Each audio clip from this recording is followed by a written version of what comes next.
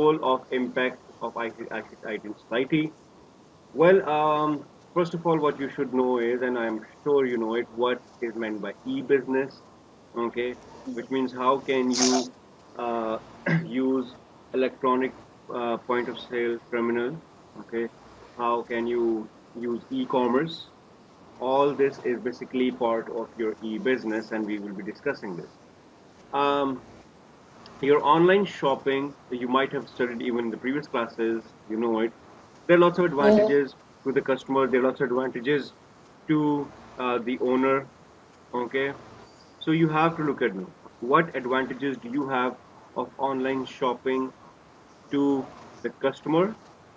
Okay, so remember always that whenever you talk about a general question, and if it, let's say if it's of 8 marks, online shopping advantage to the customer, online advantages to the owner, and the business.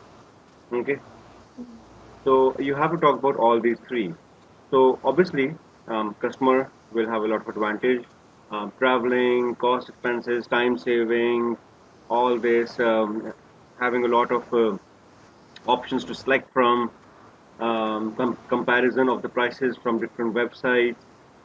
Mm-hmm. Okay, uh, owner, obviously you will not have any overhead expenses.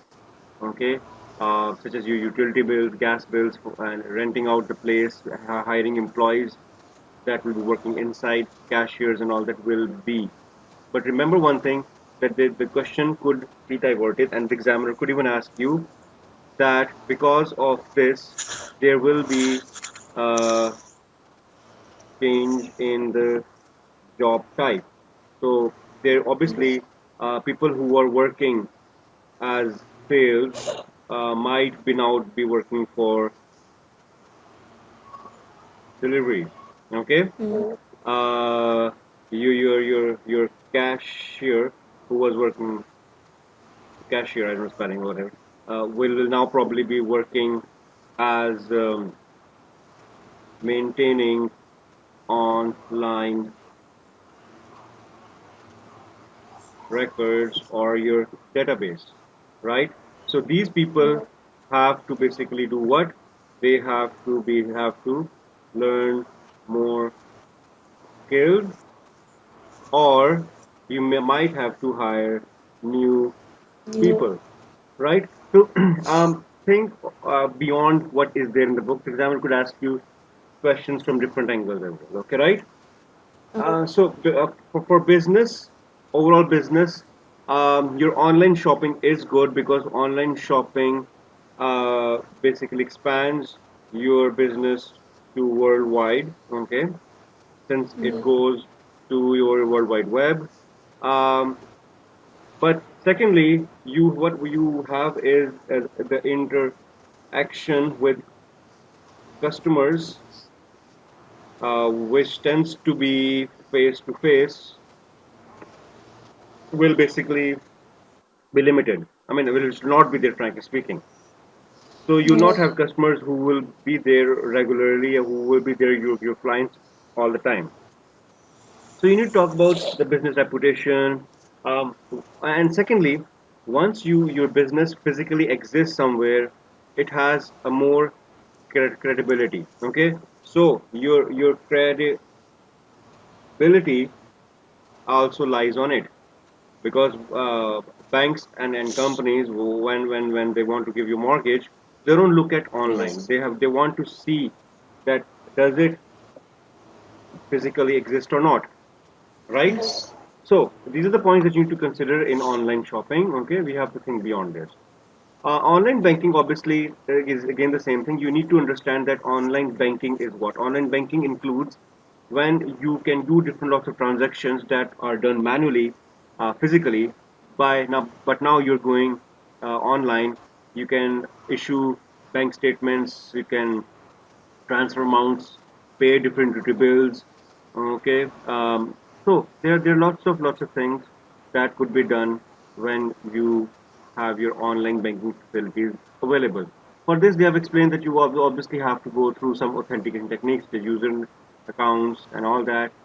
And then there is a one big question mark that you would say is that you could get a question in the exam that might say, okay, how can you trust e-business or e-banking? Well, you would talk about obviously uh, different things. You will say that since different proper authentication techniques are used, and since we will be using proper digital certificates, secure socket layers. Due to this, since we will have lots of protection being made, I would trust the banking website, e-commerce based website. But still, I would have some doubt. I would not totally rely on it because we have hackers who are sniffing around and Yes. trying to get information out. So there could be both aspects. I could trust or I could not trust e-business and e-banking due to the following reasons. So you could get an evaluation question where you need to evaluate e-banking and e-business. Okay, so if it's an 8 mark question, you need to actually uh, explain in consecutive sentences, explaining 4 points with conclusion will be very important. So whenever you have a question that says evaluate or it says to uh, describe, in both cases discuss the advantages and discuss the disadvantages Okay. and remember to evaluate at the end because evaluation will have 1 mark for that. Remember that, okay? Okay. Right? So your valuation could differ from candidate B, candidate C. Maybe your valuation might be different, but it's fine. Generally, it will be the same. For example, if I talk about artificial intelligence, I talked about it before as well. Yes. Obviously, artificial intelligence has a lot of advantage to humans, but obviously there are drawbacks of artificial intelligence. If it grows to a lot of extent, it could actually harm the obviously the human mankind. So you need to properly evaluate whenever uh, there is a description or evaluation. So you will be evaluating through a conclusion. Okay, your conclusion will include this. Uh, I conclude by saying that e-banking or e-business has more advantages to everyone as compared to disadvantages or whatever you want to say. So, um, Okay. by not standing in queues and all that, so yes, these are all the points. Electronic funds transfer basically is what? Electronic funds transfer refers to how you can actually transfer uh, different transactions from the bank server to from your computer. Okay. Now, again, we will be talking about over here is authenticating techniques. But Yes. what we need to do is, uh, hold on, let me see. There are, okay, for electronic funds transfer, first of all, once they set up your account, they will go through different verification. They will ask your details, and once you have to transfer a lot of amount, they might call you again and they might confirm from your phone number that is you who's trying to transfer that amount because there could be hackers who could get hold of your credit card details, but still they will not have your personal details. So if you are unable to provide these details, you will not be able to conduct such a kind of transaction. Okay, so there are different physical ways through which we can protect it, and there are also some digital ways through which we can make our electronic funds transfer more secure. And one of the digital way to make it secure is your secure socket layer, which is the padlock at the bottom of the browser. The padlock that appears at the bottom of the browser Yeah. in HTTPS Yes. domains basically means that no one, if someone even gets hold of the data, will not be able to decrypt it. Okay, it will not be decrypted. This is what the Okay. padlock basically means, right? Um, And you know what digital certificates are? Digital certificates basically uniquely prove that Fatma is Fatma and Mr. Saem is Mr. Saem. Just like you have a passport. Okay, a passport basically Yes. it gives your identification. It proves the fact that you are you. It's something manually done. In electronics, in digital, when you have to do some transaction, you will be issued a digital certificate. This will be issued once you have authenticated with proper answering, and then you will get a certificate confirming that you are you and you are allowed to do the following transaction from the bank. So bank will issue you a digital certificate confirming that you can carry on with the transaction. You get the point. So these digital certificates are issued Yeah. once you have confirmed that you are you. You get the point. Okay. For Yeah. example, in case of physical passport that we're talking about at airports, you might go through some biometrics, which will basically confirm you are you. If your Yeah. biometric pattern does not match, then what will happen is, obviously, there's no point of having that physical passport. It has to be verified again.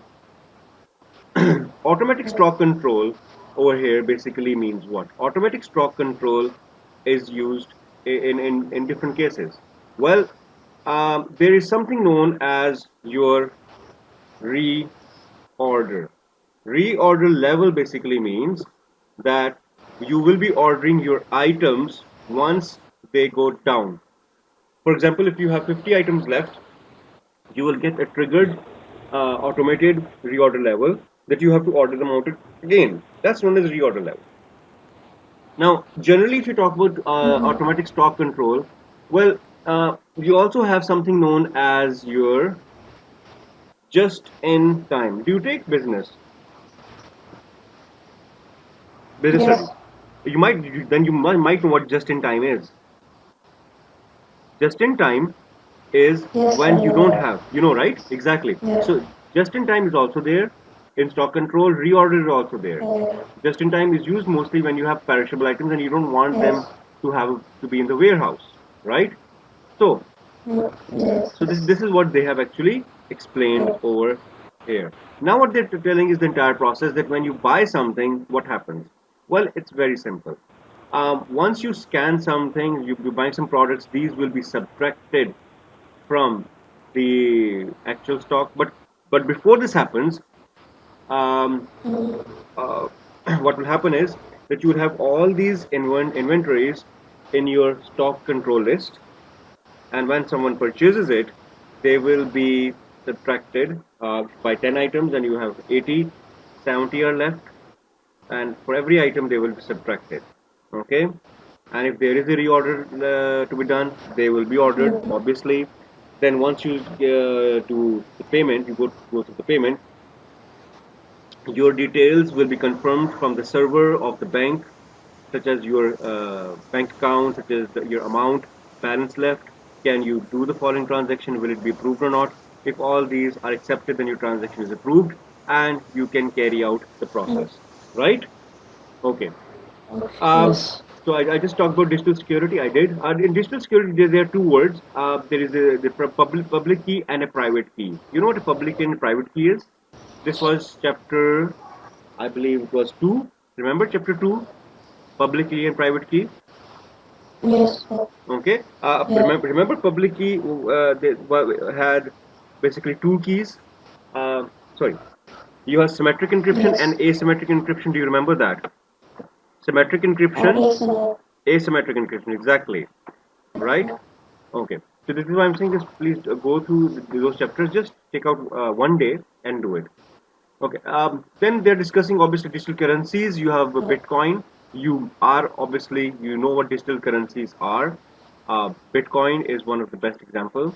Digital currencies do not Yeah. physically exist; they just exist in the form of bits and bytes. Okay. So there are many businesses who are actually doing the transaction in Bitcoin right now. But there's a big problem with Bitcoin because it can be hacked, and it was hacked probably 2 months back. So since it's not secure, any hacker can do anything. So it's very much vulnerable to hackers. So it's not very secure right now. Okay, so it will take a lot of time since it becomes a standard currency around the world. Right now, it's not used. Now, what is data mining? Uh, you remember we have discussed expert system. I did not with you. You know what expert systems are? Yes. Do you remember that in the development of an expert system, the first stage was data mining, where this knowledge engineer was collecting information from different expert people, specialists in that field. This process in which your knowledge engineer extracts information from specialists is known as data mining. Okay, Mm. so basically, what we are discussing over here is let me read this out to you. Data mining normally involves analyzing data in different ways. This includes what? Now, if you have a lot of data collected, and you want to analyze the data, there are different ways that we can analyze the data. Okay, these are defined in programming as well, in data structure as well. Well, we're not doing that. Um, Anomaly detection identifies unusual data that may require further investigation. So you might have some data which probably you want more investigation to be done on. It's not fulfilled. It's not totally complete. Association rule. You will be finding relationship between variables and how recommendation services work for. This is how recommendation services work for shopping sites. For example, you go to an online e-commerce based website and you want to purchase a mouse. They might recommend that you might have to Yes. buy is a mouse pad as well. Okay, because your data, your mouse pad Mm-hmm. is linked with my mouse. So you have is an association rule over there. So data will be linked to this as well. Oh, Okay, we're just talking about oh. different ways our data could be interrelated to each other. Okay, because Mm. once we have a lot of data for any particular purpose, we need to group it, subgroup it, make rules. Then you have is cluster detection. This basically is used when you have to basically identify groups and subgroups of data. Okay, for example, Oh. in computers you have electronics. So you'll group out things, input devices, output devices. They have to be made into groups and subgroups. Mm-hmm. Okay, classification, classifying data into existing groups or categories. This is how spam filter works in an email. So yeah, classification. You will be classifying your groups or categories. This is quite the same thing as cluster detection. Many concepts call them the same thing. Regression, creating predictive models based on a range of variables. Okay, now what does this mean? Uh, Now, this is how your basically AI is developed. Well, this is a very long topic. They should have not touched it. Um, you know what models are? How would you explain, Fatma? If you have to explain models, you get a question of computer models, and how would you explain it? You know that models basically are what? Models include information from the past or from previous experiences that has been grouped together in such a way that can we can use it to basically predict what might happen in the future. Okay, for example, your weather forecasting is based on a model. And what do I mean by weather forecasting is based on a Yes. model? You can tell that for the past 5 decades, in every June, when the humidity is this much and the moisture is this much and the precipitation is this much, there is more probability of rainfall. So there is 90% probability it might rain over here Yes. because our computer model tells us that this is what happened every time, so this will definitely happen. Okay, right? But Mm. this all changed when El Nino effect took place. You might know what the word means. El Nino effect was when weather pattern changed and no one knew it. So, due to that, our computer models Mm. were not trusted that much. This happened some way in 2002 when El Nino effect in weather patterns was discovered for the very first time. Okay, you can do a research on this as well. So, But usually, obviously, that was a rare case. Computer models usually give you the right answer. Okay. Social networking. Well, your generation knows more than I do, but you do know that apart from Facebook, Twitter, or Tumblr, you you have blogs and microblogs through which information can be Yes. shared. You have instant messaging and email. Oh, yes or no? Get the point? Yes or Yeah. no? Okay. Obviously, when you talk about one topic, you need to discuss it in detail. This is your P3.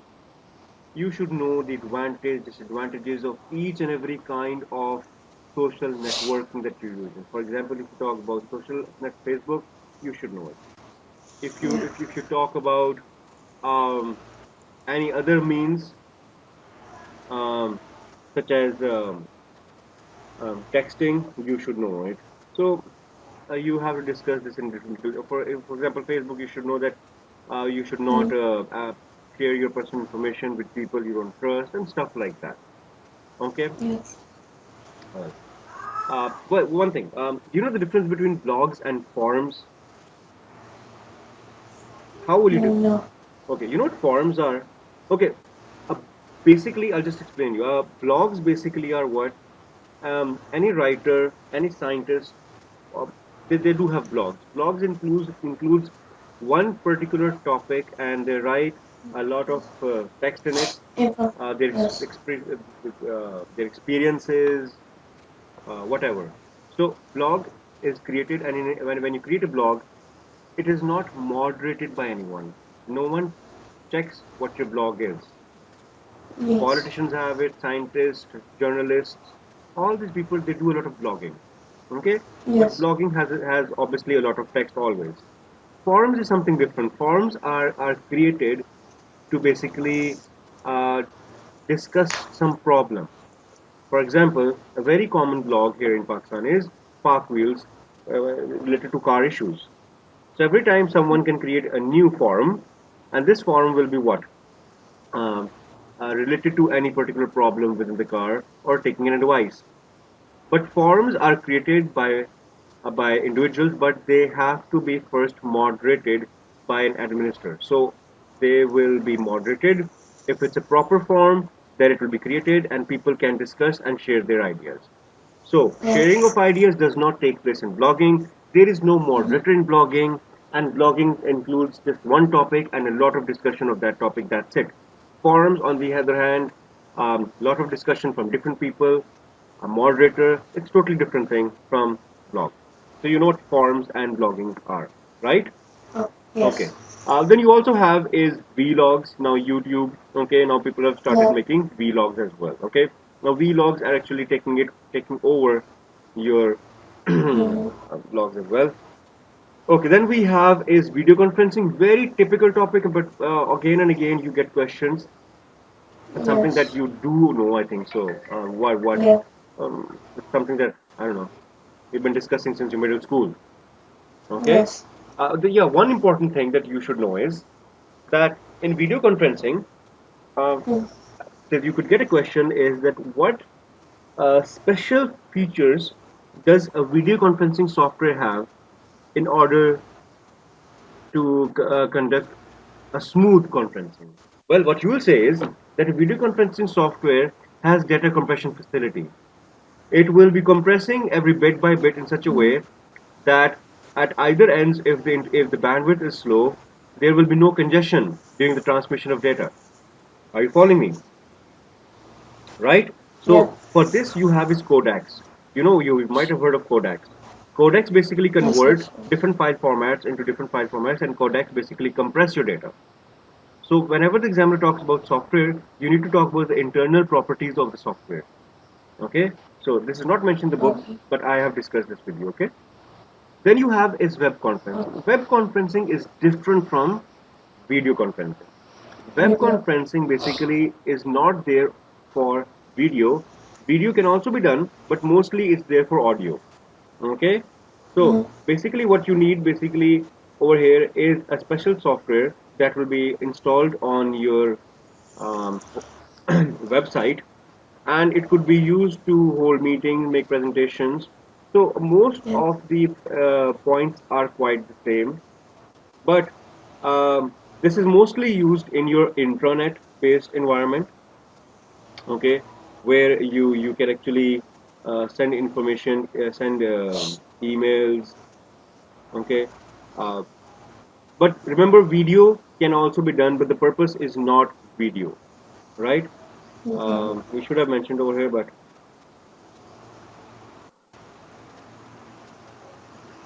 okay, right. So just go through the advantages and disadvantages of this, and again, I'm sure you know it. I'm sure you know this, Yes, but still do. Teleworking is basically you. Obviously, you know, it means yes, working from working home. from Yeah, yeah, but again, there's a lot of argument. Should or should not. Again, बात वही आ गई, ठीक है ना? Um, yes, अच्छा, इसमें बेटा you have to again think the same way. Teleworking has an effect to the employer, to the employee, and the business. If mm-hmm. teleworking is adopted as a mode of business conduct, it's not always good practice because a business has to have its physical appearance within the market. If you don't have any office in the market, how can you Yeah, basically develop reputation? So you can't yes, have teleworking for all the employees. Some employees can be uh, changed into teleworking, but obviously overall there are lots of benefits to the business. Again, वही e-commerce वाले points इसमें आ रहे हैं. Okay, right? okay, Right. Af- right. So, and then you have is technology in society. Generally, this topic is very generalized, which means technology in manufacturing sports. पहले sports की बात कर लेते हैं. Sports में you just have to think of how, even apart from this, because really you just have to think of this book, how technology has changed in sports, from the manufacturing of athletes, clothing, shoes, um, your playing equipment, whatever you may talk about. ICT has always played a major role now these days in computer aided designing, where you can design something, where you can make changes to it. You can see it's aerodynamic or not. Okay, then you can talk about within the field. You can talk about different sensors being used. You can talk about websites that update after every second, right? So, from high definition TVs, sensors, the designing of the suits and everything, yes, your basically plays a very vital role. There are more points than you can even think from here. Technology in medicine, um, starting from your decoding of the DNA structure, using of your monitoring systems in hospital, okay, talking about the 3D printing of different parts of the body, such as your artificial limbs, okay, yes, um, all these are part of your technology in medicine, okay, right? So it's a generalized topic which has been there before. I want to generally इसको दोबारा discuss किया हुआ है. This is why I was saying कि chapter 3, 4, 5 has a lot of detail from here as well. Okay? It's a repetition basically.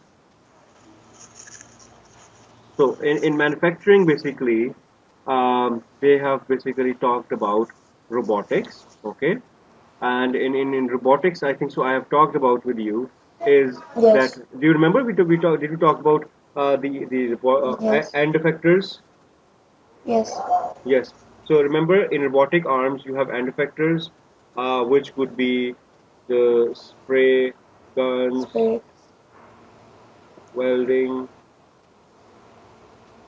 what do you call that? Welding pots, they call them, and then you have is the hammer, and then you have is the riveters, and then you mm, have is the vacuum, sorry, vacuum cups. So these are your end effectors that could be used in computer-aided manufacturing. Okay, right?